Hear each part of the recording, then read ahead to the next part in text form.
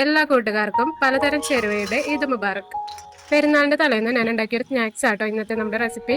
Cheetah സെഡായി എന്നൊക്കെയാണ് ഇതിന് പറയാ. ഉപ്പ് സീറ്റ, ഉപ്പ് സെഡായി, ഇതിന്റെ മധുരമുള്ളതൊക്കെ ഉണ്ട്. അപ്പൊ നമുക്ക് ഉപ്പ് സെഡായി എങ്ങനെ ഉണ്ടാക്കാമെന്ന് നോക്കാം. കുറച്ച് അരിപ്പൊടി ഉണ്ടെങ്കിൽ നമുക്ക് വളരെ എളുപ്പത്തിൽ തയ്യാറാക്കി എടുക്കാവുന്നതേ ഉള്ളൂ. 2 കപ്പ് അരിപ്പൊടിയാണ് ഞാൻ ഇവിടെ എടുത്തേക്കുന്നത് കേട്ടോ. നിങ്ങൾ ആദ്യമായിട്ടൊക്കെ ഉണ്ടാക്കുമ്പോൾ ഇതിന്റെ പകുതി 1 കപ്പ് വെച്ചിട്ട് ആദ്യം ഉണ്ടാക്കി നോക്കാം. ഒരു പാൻ അടുപ്പത്ത് വെച്ച് നന്നായിട്ട് ചൂടായ ശേഷം ഫ്ലെയിം തീരെ കുറച്ചിടാട്ടോ. അതിനുശേഷം അരിപ്പൊടി ഇട്ടുകൊടുക്കാം. എന്നിട്ട് വറുത്തെടുക്കാം. കൈ വിടാതെ കണ്ടിന്യൂസ് ആയിട്ട് വറുത്തെടുത്തോണ്ടിരിക്കണം കേട്ടോ. അല്ലെങ്കിൽ അടിയിൽ കിടക്കുന്ന ഭാഗം പുകഞ്ഞൊക്കെ വരും. അങ്ങനെ പുകയാനോ കളർ മാറാനോ ഒന്നും പാടില്ല. 2 മിനിറ്റ് ജസ്റ്റ് ലോ ഫ്ലെയിമിൽ വറുത്തെടുത്താൽ മതി. നമ്മൾ കടയിൽ നിന്ന് വാങ്ങിക്കുന്ന വറുത്ത അരിപ്പൊടി ഉണ്ടല്ലോ, അപ്പം പത്തിരിപ്പൊടിയാണ് ഇതിനായിട്ട് വേണ്ടത്. 2 മിനിറ്റിന് ശേഷം ഞാൻ ഫ്ലെയിം ഓഫ് ചെയ്തിട്ടുണ്ട് കേട്ടോ. ഇതേപോലത്തെ അരിപ്പയിൽ നമുക്ക് ഇത് അരിച്ചെടുക്കാം. തീരെ ചെറിയ തുളയുടെ അരിപ്പയാണ് ഞാൻ വെച്ചേക്കുന്നത് കേട്ടോ. ഇത് ജസ്റ്റ് ഒന്ന് ചൂടാറട്ടെ കേട്ടോ. എന്നിട്ട് നമുക്ക് സ്ട്രെയിൻ ചെയ്യാം. ആ ഒരു സമയം കൊണ്ട് നമുക്ക് കുറച്ച് ഉഴുന്നുപൊടിയും കൂടി വറുത്തെടുക്കാനുണ്ട് കേട്ടോ. ഉഴുന്നുപൊടിയായിട്ട് കടയിൽ നിന്ന് വാങ്ങിക്കാൻ കിട്ടും. അല്ലാന്നുണ്ടെന്നുണ്ടെങ്കിൽ കുറച്ച് ഒരു 2 ടേബിൾ സ്പൂണൊക്കെ ഉഴുന്നെടുത്ത് പാനിലിട്ട് നന്നായിട്ടൊന്ന് വറുത്തെടുക്കാം കേട്ടോ. നല്ലൊരു കളർ മാറി വരും. ആ സമയത്ത് ഫ്ലെയിം ഓഫ് ചെയ്ത് ചൂടാറിയ ശേഷം മിക്സിയുടെ ജാറിലിട്ട് നന്നായിട്ടൊന്ന് പൊടിച്ചെടുത്താൽ മതി. ഞാനിതിപ്പോൾ അങ്ങനെ പൊടിച്ചെടുത്തതാട്ടോ.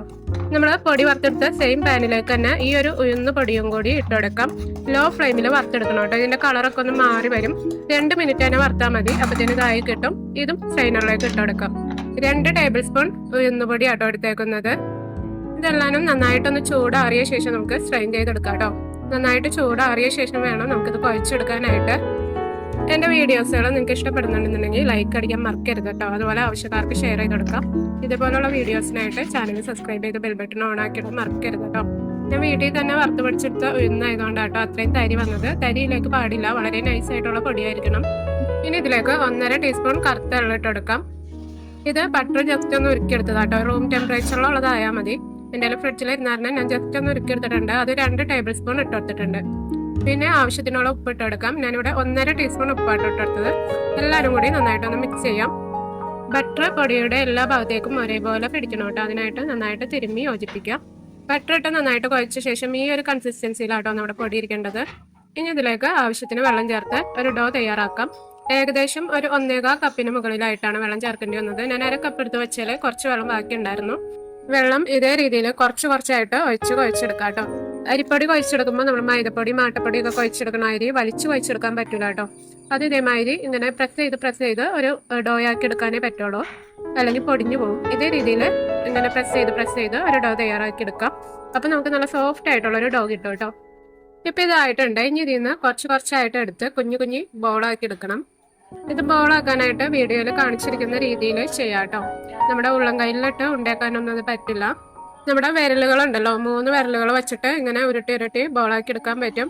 ഇനി ഇതിൻ്റെ ഉള്ളിലേക്കൊക്കെ നന്നായിട്ട് ഓയിൽ പോയി കുക്കാവാനായിട്ട് ഇതേപോലെ ഒന്ന് കുത്തി കൊടുക്കാം കേട്ടോ.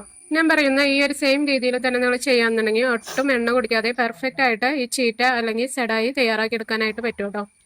നമ്മൾ 3 വിരലുകൾ വെച്ച് ഉരുളകളാക്കുമ്പോൾ ആദ്യത്തെ 2-3 ചെയ്യുമ്പോൾ ഇച്ചിരി ബുദ്ധിമുട്ടായിട്ട് തോന്നിയേക്കാം. പിന്നെ ചെയ്ത് വരുമ്പോൾ കറക്റ്റ് പ്രാക്ടീസായി വരും കേട്ടോ.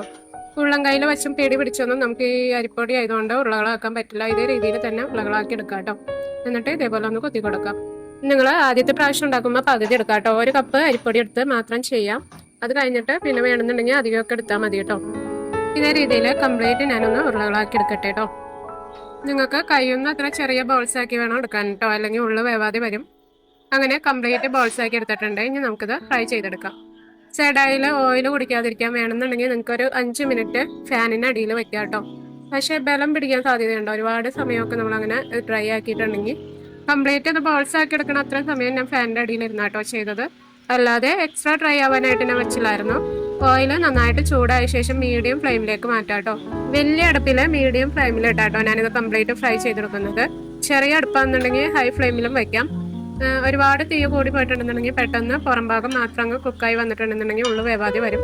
അതുകൊണ്ട് മീഡിയം ഫ്ലെയിമിൽ തന്നെ ഇട്ട് 5 മിനിറ്റിന് മുകളിൽ വേണ്ടി വരും കേട്ടോ ഇത് കംപ്ലീറ്റ് ആയി കിട്ടാനായിട്ട്. ഞാനിപ്പോൾ പകുതി സൈഡായി ആട്ടോ ഇട്ടെടുത്തിട്ടുള്ളത്. ഇട്ട് കൊടുത്ത ആദ്യത്തെ ഒരു 30 സെക്കൻഡ് അനക്കരുത് കേട്ടോ. ആ എണ്ണയിൽ കിടന്ന് ഒന്ന് മുറുകി വരട്ടെ. അതിനുശേഷം വേണം ഇടയ്ക്കിടയ്ക്ക് ഇളക്കി കൊടുത്തോണ്ടിരിക്കുക കേട്ടോ. അല്ലെങ്കിൽ ഒരു സൈഡ് മാത്രം ഇങ്ങനെ കളർ മാറി വരും, മുകൾ ഭാഗം കുക്കാവാതെ വരും. അതുകൊണ്ട് കണ്ടിന്യൂസ് അല്ലെങ്കിലും ഇടയ്ക്കിടയ്ക്ക് തിരിച്ചു മറിച്ചൊക്കെ ഇളക്കി കൊടുത്തോണ്ടിരിക്കാം. ഈ ഒരു പാകമായി കഴിയുമ്പോൾ നമുക്ക് കോരിയെടുക്കാം കേട്ടോ. ഞാൻ ഒരെണ്ണം എടുത്ത് പൊട്ടിച്ച് നോക്കിയായിരുന്നു. അപ്പോൾ ഉള്ളൊക്കെ നല്ല ക്രിസ്പി ആയിട്ടുണ്ട്. അപ്പം ഞാൻ ഇതിൻ്റെ അകത്തുനിന്ന് എടുത്തിട്ടുണ്ട്. നിങ്ങൾക്കിത് കാണുമ്പോൾ തന്നെ അറിയാൻ പറ്റും. നല്ല ലൈറ്റാണ്, നല്ല ക്രിസ്പിയാണ്. ഉള്ളൊക്കെ നല്ല ക്രിസ്പി ആട്ടോ. ഞാൻ പൊട്ടിച്ച് കാണിച്ചു തരാം. എണ്ണയിൽ നിന്ന് കോരാനായിട്ട് കംപ്ലീറ്റ് ഈ ഒരു കളർ ആവാനായിട്ട് നിൽക്കണ്ട കേട്ടോ. ഞാൻ ആ കോരിയ കളർ ഉണ്ടല്ലോ, ചെറിയൊരു ഗോൾഡൻ കളർ, ആ സമയത്ത് നിങ്ങളൊന്ന് പൊട്ടിച്ച് നോക്കാം. ഒരെണ്ണടുത്ത് ഒന്ന് പല്ലുകൊണ്ട് കടിച്ച് പൊട്ടിച്ചാലും മതി, അല്ലെങ്കിൽ ചൂടല്ലേ വേറെ എന്തെങ്കിലും വെച്ചൊന്ന് പൊട്ടിച്ച് നോക്കിയാൽ മതി. അപ്പോഴൊക്കെ നല്ല ക്രിസ്പി ആയി ഇരിക്കുന്ന സമയത്ത് നമുക്ക് കോരി എടുക്കാം. ഒരു തമിഴ് ചാനലിലാട്ടോ ഞാനിത് കണ്ടത്. മലയാളത്തിൽ ഇതിൻ്റെ അധികം റെസിപ്പി ഒന്നും ഞാൻ കണ്ടില്ലായിരുന്നു. ഇത് ആദ്യം തന്നെ ഉണ്ടാക്കുമ്പോൾ എനിക്ക് നല്ല പേടി ഉണ്ടായിരുന്നു കേട്ടോ, ഉള്ളൊക്കെ കുക്കാവോ, ബലം ഉണ്ടാവോ, കടിക്കാൻ പറ്റുമോ എന്നൊക്കെ. പക്ഷെ ഉണ്ടാക്കി കഴിഞ്ഞപ്പോൾ നല്ല പെർഫെക്റ്റ് ആയിട്ട് നമുക്ക് ഉണ്ടാക്കാൻ പറ്റുന്നുണ്ട്. ഒരു ബുദ്ധിമുട്ടും കൂടാതെ അരിപ്പൊടിയുള്ള ഈ ഒരു സ്നാക്സ് ഉണ്ടാക്കിയെടുക്കാവുന്നതേ ഉള്ളൂ കേട്ടോ. ഉള്ളൊക്കെ കണ്ടില്ലേ, നല്ല ക്രിസ്പിയാണ്. വീഡിയോ ഇഷ്ടപ്പെട്ടാൽ ലൈക്ക് ചെയ്യാൻ മറക്കരുത് കേട്ടോ. Thank you.